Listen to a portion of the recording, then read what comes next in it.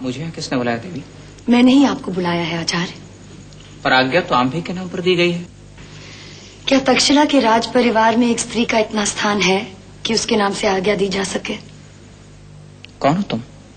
कैकेयराज पर्वतेश्वर की पुत्री। कैकेयराज की पुत्री और यहाँ?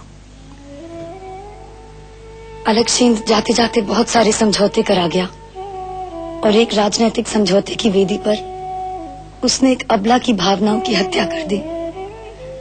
राजनीतिक मैत्री के नाम पर वो पर्वतेश्वर की पुत्री का पाणी ग्रहण आंधी के साथ करा गया। आश्चर्य आपको इस अभिसंधि का पता नहीं है। क्या तक्षशिलाधीश को पता है कि आपने मुझे यहाँ बुलाया है? पता चल जाएगा आचार्य। कल्याणी आंभी की पत्नी है तो वो इस धरा की पुत्री भी। आप खड़े क्यों हैं? बैठिए ना।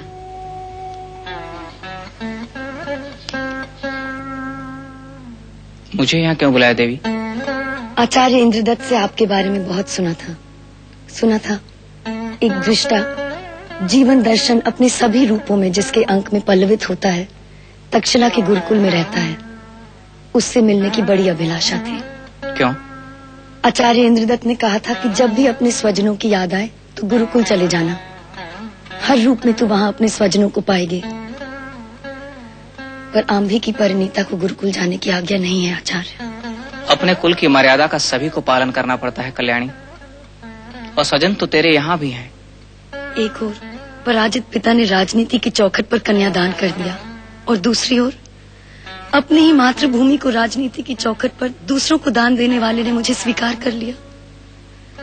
एक ओर अपने साम्राज्य को टिकाए रखने के लिए एक पराजित सम्राट ने अपनी पुत्री का हाथ छोड़ दिया और दूसरी ओर अपने साम्राज्य के विस्तार को दृष्टि में रख दूसरे शासक ने उसका हाथ थाम लिया। इनमें किसे अपना स्वजन कहूँ आचार्य? स्वयं को संभालो कल्याणी। कैसे संभालूं स्वयं को आचार्य? रणभूमि में गिरे मेरे बंधुओं का आर्तनाद आज तक मुझे सुनाई दे रहा है। स्मृति पटल पर खून से लथपथ क्षत विक्षत सहस्त्रों योद्धा मानो मुझे पुकार कर कह रहे हैं, कल्याणी हम आ रहे हैं। ऐसा लगता है मनुष्य और तक्षशिला की विधियों से उठा है। वो मेरे बहुत निकट है, पर तक्षशिला के राजप्रसादों ने उनका मार्ग रोक रखा है। और जब तक्षशिलाधीश के मुख से अपनी ही मातृभूमि की मुक्ति के लिए प्रयत्नशील अपने ही स्वजनों के विरुद्ध रचे जा रहे षड्यंत्र और कुचक्रों का स्वर सुनती हूँ तो मन विद्रोह कर उठता है। सब कुछ तहस नहस कर देने को मन चाहता है, यहाँ से भाग जाने को मन चाहता है, पर मर्यादा मार्ग रोकती है। मैं क्या करूं आचार्य, मैं क्या करूं? जिनमें स्थितियों को बदलने का साहस नहीं होता उन्हें स्थितियों को सहना पड़ता है कल्याणी। ये आप क्या कह रहे हैं आचार्य? मेरा अनुभव तो यही कहता है कल्याणी। तो क्या आपकी व्यवस्था में भी मेरी मुक्ति का कोई मार्ग नहीं? यंत्रणाओं से हार कर तो हर कोई मर सकता है, पर यंत्रणाओं पर विजय पा बहुत कम मुक्त होते हैं कल्याणी। कल्याणी मर जाएगी, मुक्त हो जाएगी, पर उससे क्या होगा? क्या तेरी मुक्ति में ही तेरे प्रश्न का समाधान है? एक कल्याणी यंत्रणाओं से मुक्त हो जाएगी तो दूसरी कल्याणी दूसरी यंत्रणाओं से ग्रस्त हो जाएगी। आपने मेरे प्रश्न का उत्तर नहीं दिया आचार्य। तो सुन कल्याणी, इस समाज की मुक्ति में ही तेरी मुक्ति है। यानी मेरी मुक्ति का कोई मार्ग नहीं? जिन्हें मार्ग दिखाना होता है आज वे ही मार्ग पूछ रहे हैं आचार्य। हाँ कल्याणी, तू स्त्री है, इसलिए तेरी ओर मैं और अपेक्षा से देखता हूँ। इस संसार को बदलने का सामर्थ्य स्त्री में है। अपने सामर्थ्य को पहचान। अगर स्थितियां स्वीकार नहीं है तो उन्हें बदल। ये स्थितियां ही तो तेरे गर्भ व ज्ञान को चुनौती दे रही हैं, उन्हें स्वीकार कर। याद रख, उत्तर तेरे गर्भ में ही जन्म लेगा। क्या वह सामर्थ्य मुझे प्राप्त होगा? जिसके भीतर जितना सत्य होगा उसे उतना ही सामर्थ्य प्राप्त होगा कल्याणी। इसलिए कहता हूं, स्थितियों से भागने का प्रयत्न मत कर, उससे लड़। यदि पुरानी मर्यादाएं तेरे मार्ग में आती हैं तो नवीन संरचना कर जहां तो मुक्त हो।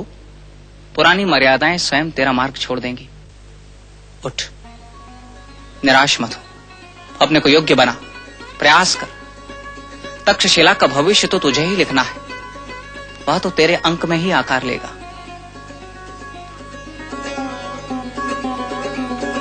सुख व शांति का पथ तुम्हें प्राप्त हो कल्याणी। अब राजमहिषी से आज्ञा चाहूंगा। कुछ पल रुकिए आचार्य, मैं अभी आई।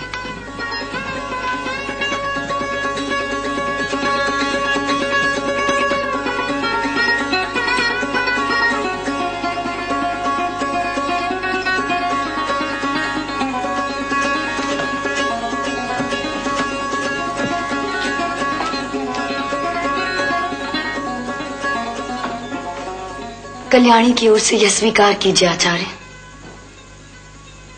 स्त्रीधन में मेरे पिता से प्राप्त बहुमूल्य रत्न। इस पर सिर्फ तेरा अधिकार है कल्याणी। क्या इस राष्ट्र का मुझ पर कोई अधिकार नहीं? क्या आप भी मेरे मार्ग में बाधा डालेंगे?